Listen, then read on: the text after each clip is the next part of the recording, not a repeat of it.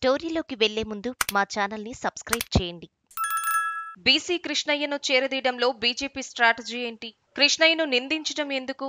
పార్టీలు పిలిచి ఎమ్మెల్యే టికెట్లు, రాజ్యసభ సీట్ ఇస్తే కృష్ణయ్య తీసుకున్నారు అనుకోవాలి. డబ్బులు ఇచ్చి రాజ్యసభ కొనుక్కునే పరిస్థితి కృష్ణయ్యకు లేదు. 2014లో టీడీపీ తెలంగాణ రాష్ట్ర ముఖ్యమంత్రి అభ్యర్థిగా ప్రకటించి ఎల్బీ నగర్ సీట్ కృష్ణయ్యకు ఇచ్చింది. అప్పటి వరకు ఎల్బీ నగర్ టీడీపీ, తెరాస మరియు బీజేపీ పార్టీల ఇన్ఛార్జీలుగా ఉన్న ఎస్వి కృష్ణప్రసాద్, కాచం సత్యనారాయణ, కల్లెం రవీందర్ రెడ్డి అందరూ కాంగ్రెస్ అభ్యర్థి సుధీర్ రెడ్డికి మద్దతుగా కాంగ్రెస్ లో చేరిపోయారు. సుధీర్ గెలుపు సులభం అనుకున్నారు. కానీ కృష్ణయ్య 12,500 తేడాతో తెరాస అభ్యర్థి రామ్మోహన్ గౌడ్ మీద గెలిచారు. కాంగ్రెస్ సుధీర్ 3వ స్థానానికి పరిమితమయ్యారు. ఎమ్మెల్యే టికెట్ ఇవ్వమని కృష్ణయ్య టీడీపీని అడిగారా? లేదు. బీసీ సీఎం అనే నినాదంతో తమ ఓటు బ్యాంక్ కాపాడుకోవాలని టీడీపీయే పిలిచి మరీ టికెట్ ఇచ్చింది. 2018 ఎన్నికలు మిర్యాలగూడ టికెట్ కోసం తీవ్రమైన పోటీ ఉంది. 2014లో గెలిచిన జానారెడ్డి శిష్యుడు నల్లమోతు భాస్కరరావు తెరాసలోకి ఫిరాయించడంతో 2018లో తన వియ్యంకుడికి టికెట్ ఇప్పించుకోవాలని జానారెడ్డి ప్రయత్నం చేసినా వర్గపోరులో కుదరలేదు. ఒక వర్గానికి ఇస్తే మరో వర్గానికి కోపం.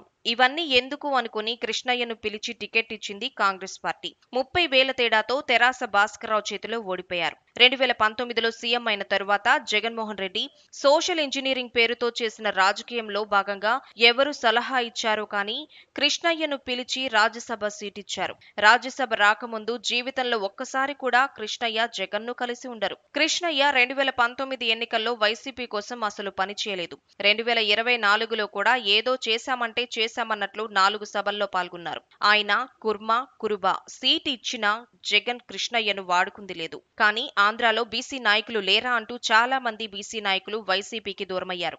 బీజేపీ ఎందుకు కృష్ణయ్యకు రాజ్యసభ ఇచ్చింది?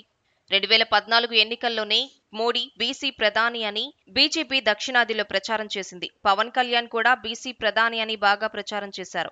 2024 ఎన్నికల్లో ఉత్తరాదిలో సాంప్రదాయంగా బీజేపీకి మద్దతు ఇస్తున్న కొన్ని సామాజిక వర్గాలు దూరమయ్యాయి. దాన్ని అర్థం చేసుకున్న బీజేపీ బీసీ కార్డు బాగా వాడటం మొదలుపెట్టింది.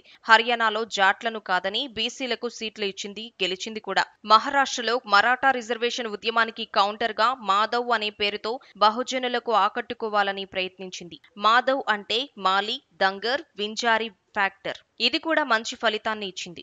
ఇప్పుడు టార్గెట్ తెలంగాణ. ఇక్కడ కూడా బీసీ నినాదంతోనే బీజేపీ రాజకీయం చేస్తుంది. బండి సంజయ్ మున్నూరు కాపు, అరవింద్ మున్నూరు కాపు, ఈటెల రాజేందర్ ముదిరాజులతో ఇప్పటికే ఉన్న బీసీ నాయకత్వానికి కృష్ణయ్య కురుమ లేదా గొల్ల కురుమ అదనపు బలాన్ని జతచేస్తుంది.